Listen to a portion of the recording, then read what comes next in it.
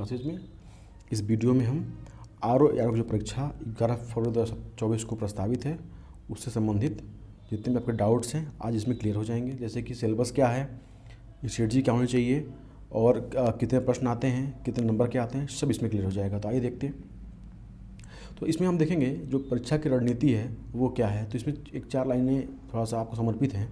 वसुधा का नेता कौन हुआ और भूखंड विजेता कौन हुआ, अतुलित यशक्रियता कौन हुआ, जिसने न कभी आराम किया विघ्नों में रहकर नाम किया, वही वसुधा का नेता हुआ, वही भूखंड विजेता हुआ और वही अतुलित यश क्रेता हुआ जिसने विघ्नों में रहकर नाम किया। ठीक है, तो इसमें पॉइंट वाइज देखेंगे कि आर ओ जो होता है उसके कार्य क्या होते हैं, उसके जो कार्य हैं और उसके नियुक्ति स्थल क्या है, कहाँ नियुक्ति होती है, इतनी लोकप्रियता क्यों है, परीक्षा की प्रकृति क्या है, जो प्री एग्ज़ाम है उसकी प्रक्रिया क्या है, प्री एग्ज़ाम की रणनीति क्या है, प्रक्रिया रणनीति क्या है, ट्रेंड एनालिसिस क्या है, कैसे कैसे प्रश्न आए हैं, कितने प्रश्न किस सब्जेक्ट से आए हैं, सोर्सेज क्या है, बुक्स कौन सी पढ़नी है, सिलेबस और पाठ्यक्रम, और इसका जो अंतिम चरण है उसमें हम देखेंगे डूज और डोंट्स के बारे में, क्या करें और क्या ना करें। ठीक है, तो आप वीडियो में लास्ट तक बने रहिएगा। तो आइए देखते हैं आर ओ जो परीक्षा है वह आकर्षण का केंद्र रही है। ठीक है, क्यों रही है, तो इसकी लोकप्रियता ज़्यादा क्यों है, शुरू से ही है आकर्षण का। जब पेपर आता है, जब इस फॉर्म आता है तब बच्चे एक्टिव हो जाते हैं, अरे आर ओ का फॉर्म आया है। ठीक है, तो इसका जो पद है, इसकी जो प्रकृति है और इसका जो नियुक्ति स्थान है उसके चलते यह लोकप्रियता इसकी ज़्यादा रहती है। ठीक है, सम्मानित पद है। नियुक्ति कहाँ होती है, तो नियुक्ति एक तो सचिवालय भवन में होती है लखनऊ। ठीक है, ये जो आपको इमेज दिख रहा है ये सचिवालय भवन का इमेज है, इसमें भी आपकी नियुक्ति होती है। और उत्तर प्रदेश लोक सेवा आयोग प्रयागराज में है, उसका जो हेड ऑफिस उसमें भी आपकी बतौर समीक्षा अधिकारी नियुक्ति की जाती है। और साथ ही राज्य निर्वाचन आयोग जो है, ठीक है, स्टेट इलेक्शन कमीशन, उसमें भी आपकी नियुक्ति बतौर समीक्षा अधिकारी की जाती है। और आप समीक्षा अधिकारी करेंगे क्या, तो आप इसका जो कार्य होगा ऑफिशियल कार्य का निष्पादन, ऑफिशियल कार्यों का जो परफॉर्मेंस है परफॉर्म करेंगे, जो क्लर्कियल वर्ग के कार्य किए गए हैं उनकी समीक्षा करेंगे आप। और जो आधिकारिक पत्र होते हैं, जैसे कि कोई अधीनस्थ अपने उच्च अधिकारी को या कोई उच्च अधिकारी अपने अधीनस्थ को भेजता है कोई लेटर, तो उसका रिव्यू आप करेंगे। ठीक है, परीक्षा के प्रति झुकाव इतना क्यों है, तो इसकी जो चयन प्रक्रिया है वह और पाठ्यक्रम जो है ये दोनों है जो अधिक व्यापक नहीं होना, यही इसकी परीक्षा के प्रति झुकाव को दर्शाता। और यही वजह है कि 10 लाख से अधिक फॉर्म इस बार पड़े हैं। ठीक है, अब क्या है परीक्षा की प्रकृति, ये परीक्षा 2 चरणों में संपन्न की जाती है। प्रथम चरण में प्रारंभिक परीक्षा होती है, प्री एग्जाम होता है जो कि ऑब्जेक्टिव होता है, और सेकेंड स्टेज में मुख्य परीक्षा होती है जो कि वस्तुनिष्ठ होती है और सब्जेक्टिव भी होती है। इसमें आपको एस्से और लेटर दोनों लिखवाया जाता है। ठीक है, अब देखिए इसमें क्या है कि सामान्य अध्ययन परीक्षा होती है, इसमें 140 प्रश्न आते हैं, 140 प्रश्न और 140 नंबर के ही आते हैं। 2 घंटे की समयावधि होती है। समान हिंदी के लिए 60 क्वेश्चन आते हैं और कुल अंक भी 60 होते हैं और समयावधि इसके लिए 1 घंटे होती है। इसमें 1/3 नेगेटिव मार्किंग की का प्रावधान है। जैसे अगर आप 3 गलत क्वेश्चन करते हैं और 1 सही करते हैं, ठीक है, एक जो सही वाला है वो भी आपका गलत हो जाता है, मतलब आपको 4 क्वेश्चन का नुकसान होता है। ठीक है ना, अब इसकी प्रक्रिया क्या होगी, तो निर्धारित तिथि पर विभिन्न परीक्षा केंद्रों पर जो कि 11 तारीख को 11 फरवरी 2024 को परीक्षा प्रस्तावित है आपकी। तो यूपी पीसीएस द्वारा, यूपी पीएससी द्वारा, लोक सेवा आयोग द्वारा यह परीक्षा विभिन्न केंद्रों पर स्थायी कराई जाएगी। 2 प्रश्न पत्र होंगे उसमें, एक होगा सामान्य अध्ययन, इसमें 140 प्रश्न रहेंगे आपके विभिन्न विषयों से जीएस के, और सामान्य हिंदी में 6 टॉपिक रहेंगे, उससे आपके 10 क्वेश्चन रहेंगे। ठीक है, समय क्या होगा, तो जो पेपर जो होगा जीएस का सुबह किया जाएगा 2 घंटे में, 9:30 बजे से लेकर 11:30 बजे तक, और कुछ ब्रेक देके कुछ समय बाद 1 घंटे का पेपर होगा समान हिंदी का, जो कि 2:30 बजे से लेकर शाम को 3:30 बजे तक होगा। ठीक है, ये भी डाउट क्लियर हो गया आपका। फिर इसमें 4 संभावित विकल्प आते हैं, ए बी सी डी, जो भी आपको लगता है कि हाँ सही है उसके सामने आप ब्लैक पेन से गोला भर देंगे। ठीक है, ब्लैक बॉल पॉइंट पेन, ठीक है, से आप गोला भरेंगे। आपको गलत उत्तर के लिए नेगेटिव मार्किंग है 1/3 0.33 का नुकसान होगा।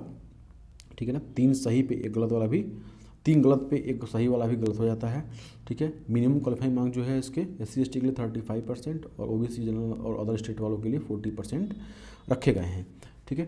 अब ये है कि जो प्री एग्ज़ाम होता है वह केवल शॉर्ट लिस्टेड करने के लिए एग्ज़ाम दिया जाता है, केवल शॉर्ट लिस्ट के लिए एग्ज़ाम दिया जाता है, ठीक है, कि बच्चे कौन से ऐसे बच्चे हैं जो कि क्वालिफाई कर रहे हैं मेंस के लिए। मुख्य परीक्षा में प्राप्त अंकों के आधार पर अंतिम चयन होता है। जो चयन होता है वो मुख्य परीक्षा में कितने अंक पाते हैं, एस्से में, लेटर राइटिंग में, एस्से राइटिंग में, हिंदी में, GS में, उसके आधार पर आपका चयन किया जाता है फाइनल सेक्शन।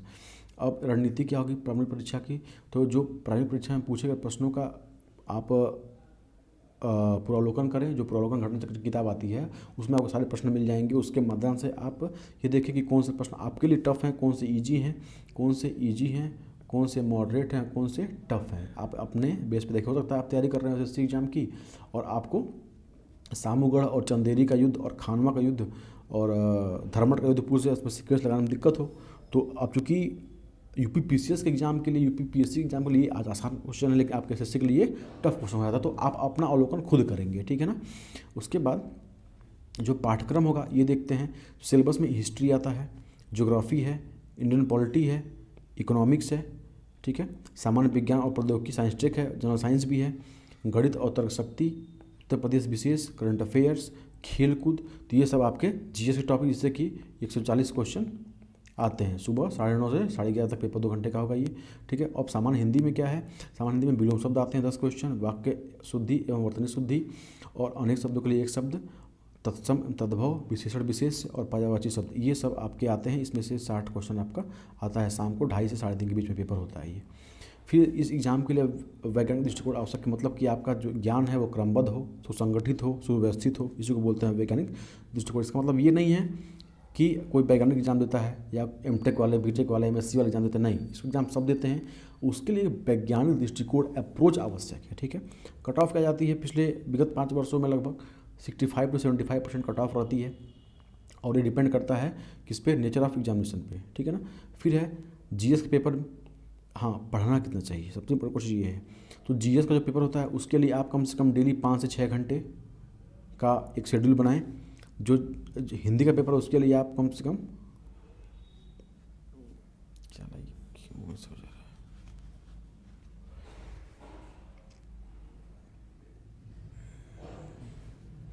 है, 1 से 2 घंटे का, और करंट अफेयर जो है उसके लिए भी 1 से 2 घंटे का डेली बेसिस पे आप अध्ययन करना शुरू करें, ठीक है।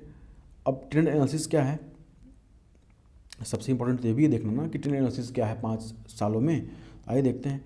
तो पिछले जो वर्ष पेपर हुआ 5 दिसंबर को 2021 में, उसमें क्या है कि इतिहास के जो प्रश्न थे वो 23 प्रश्न थे। इसके पहले इतिहास के 22, फिर 17 में 21, 22 और 20। तो एग्ज़ाम जो है 21 में हुआ था। इसके पहले 16 का एग्ज़ाम हुआ था, फिर 17 में, फिर 16 में, फिर 2015 में। जो 5 साल का जो लास्ट है उसका हम एनालिसिस कर रहे हैं, ट्रेंड क्या रहा है क्वेश्चन पूछने का। तो आप देख रहे हैं कि इतिहास में आपके 20 से लेकर मैक्सिमम 23 क्वेश्चन तक पूछे गए हैं, ठीक है ना। तो इसका एवरेज निकाल लीजिएगा। फिर भूगोल में क्या है, 18, 22, 26, 19, 20 ऐसे क्वेश्चन आए हैं। पॉलिटी में 7 क्वेश्चन, 9 क्वेश्चन, 8 क्वेश्चन, 5 क्वेश्चन, तो मतलब इसमें कम प्रश्न पूछे गए हैं। 5 से लेके 9 तक प्रश्न पूछे गए हैं, अप्रॉक्स 10 पूछे गए हैं, ठीक है। अर्थव्यवस्था में 11, 16, 9, 17, 16, तो आपके यहाँ पे 11 से लेकर 17 क्वेश्चन तक पूछे गए हैं, ठीक है। सामान्य विज्ञान और जो प्रौद्योगिकी है उसमें 11 क्वेश्चन पिछले पेपर में 20 क्वेश्चन पूछे गए हैं, देख रहे हैं। 23 क्वेश्चन, 17, 21, तो इसका वेटेज बहुत ज़्यादा है, ठीक है। ये भूगोल, इतिहास, पॉलिटी, ये सब चारों देखिए, चारों मिला के आपको 70-80 क्वेश्चन हो जाएंगे। लॉजिकल रीजनिंग जो है इसमें लगभग बच्चे सही कर लेते हैं, 13 क्वेश्चन, इसके पहले 14 क्वेश्चन, फिर 12, फिर 15, फिर 16, तो ऐसे रहे हैं। यूपी स्पेशल जो कि सीरीज़ आपको हमारे चैनल पर मिल जाएगी, यूपी स्पेशल अभी शुरू किया गया है, ठीक है। उससे पिछले साल 13 क्वेश्चन आए थे, उसके पहले 8, फिर 9, फिर 12, फिर मतलब इसका भी लगभग 10 से 15 के बीच में इसका जो है वेटेज है। करंट अफेयर्स जो है इसमें 23 प्रश्न पिछले साल थे, इसके पहले 11, 13, 11, 13, देख रहे हैं। तो इसमें क्या है कि अब वेटेज बढ़ रहा है हर एग्जाम्स में, तो ये आपसे 3 साल पहले का है, ठीक है। तो इसमें देखिए, तो इसमें 23 प्रश्न, तो ये इस साल बढ़ने की संभावना ही है। 23 है तो मान के चलिए 23 से 30 के बीच में रहेगा, तो इसको अच्छे से तैयारी करिएगा इसकी। बाकी स्पोर्ट्स और जो मिसलेनियस है उसमें से 21 क्वेश्चन आए थे, ठीक है, 21 ये तो सब नहीं कर पाते हैं, लेकिन हाँ फैक्ट्स तैयार करेंगे तो आपको तो हो सकते हैं। स्पोर्ट्स से 18 क्वेश्चन, 19 क्वेश्चन, 22 क्वेश्चन, मतलब ठीक ठाक वेटेज इसका भी है, ठीक है। तो अब देखिए, अब नेक्स्ट है कि सोर्सेज और बुक्स क्या रहेंगी। तो सबसे पहले तो जो आपकी संहिता है उपनिषद के जैसे है, समझिए कि वेद है ये, घटना चक्र की किताब जो है पूरा लोग, इसमें मतलब जो इम्पोर्टेंट है हिस्ट्री, ज्योग्राफी, पॉलिटी और इन्वायरमेंट, ठीक है, इससे भी प्रश्न। हाँ, जो इन्वायरमेंट है ना फ्रेंड्स, इन्वायरमेंट का जो रोल है ज्योग्राफी में ही आ जाता है, इसमें ही इन्वायरमेंट आ जाता है, इसमें इंक्लूड है वो। लेकिन अब क्या है कि वो बढ़ रहा है उसका वेटेज। आर ओ की जो PYQ है उसको सॉल्व करना मस्ट है आपके लिए, बहुत ज़रूरी है। कोई एक मासिक मैगजीन, मंथली मैगजीन ले लीजिएगा, हमारे हिसाब से दृष्टि जो आती है UPPSC पतली वाली, उससे आपका काम हो जाएगा, ठीक है। और ईयरली कोई आएगी आई दृष्टि वाली, चाहे जो भी आएगी, एडुटेरिया की है, और भी किताब बुक्स आती हैं, आप वो ले सकते हैं, ठीक है। कोई एक ईयरली पढ़ लीजिएगा, कोई भी टेस्ट सीरीज, ठीक है ना, किसी भी संस्था की टेस्ट सीरीज आप परचेज कर लाइए, डेली बेसिस पे एक टेस्ट दीजिए, प्रैक्टिस करिए, वो इंपॉर्टेंट है, बहुत इंपॉर्टेंट है, ठीक है। और साइंस के लिए अगर आपको NCERT पढ़नी है 9 10 की, तो वो पढ़ लीजिए, 9 10 की NCERT और खान सर, 9 और 10 की NCERT और खान सर के साइंस के नोट्स, ठीक है, ये आप पढ़ सकते हैं। इसमें से क्वेश्चन मिलने की संभावना बहुत है, और इसका तो मतलब एक्सपेरिमेंट भी कर चुका हूँ मैं कि इसमें से क्वेश्चन बहुत आते हैं।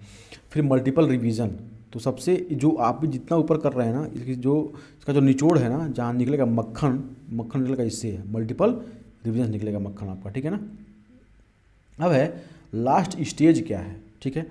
तो इसमें यह है कि सबसे पहले लास्ट स्टेज में अगर एग्ज़ाम के 10 दिन पहले आपको नया नहीं पढ़ना है कुछ, ये ध्यान दीजिएगा, नया नहीं पढ़ना है, कुछ भी नया नहीं पढ़ना है, ठीक है। जो भी आपने पढ़ा है उसको केवल रिवाइज करना है, केवल और केवल रिवाइज करना है, ठीक है ना। सेल्फ कॉन्फिडेंस बना रहे, ठीक है। आपको डरना नहीं है कि एग्ज़ाम टफ है, इतने लोग बैठे हैं, 10 लाख लोग हैं, तो मेरा क्या होगा, ठीक है, तो ये भी नहीं करना है। अगर आप टेंशन लेते हैं, तनाव लेते हैं, तो आपके कम से कम मान के चले 5 क्वेश्चन वैसे ही कम हो जाएंगे, आते क्वेश्चन गलत हो जाएंगे आपके। भरपूर नींद लेंगे 10 दिन पहले, ठीक है, पूरा अच्छे से सोइए, कोई टेंशन नहीं, ठीक है, जो हुआ हुआ। हाँ, और जो सबसे इंपॉर्टेंट है ना, वो ग्रुप डिस्कशन जो अवधारणा है लोगों में कि याद होता है, तो वो ठीक है अभी करिए, लेकिन 10 दिन पहले से ये जो डिस्कशन, इसको आप बंद कर दीजिएगा, एकदम बंद कर दीजिएगा, एकदम बंद कर दीजिएगा। इसमें कोई भी हाँ नहीं है, ठीक है ना, इसको एकदम बंद ही कर देना है। और उसके बाद जो भी बताया गया उसको एक दो और देख लीजिएगा, ताकि सब चीज़ें क्लियर हो जाएं, ठीक है फ्रेंड्स। तो प्लीज़ आप हमारे चैनल को लाइक करिए, इस वीडियो को शेयर सब्सक्राइब करिए दोस्तों को भी, ताकि उनको भी जानकारी मिल सके, ठीक है। Thank you for watching keyword classes.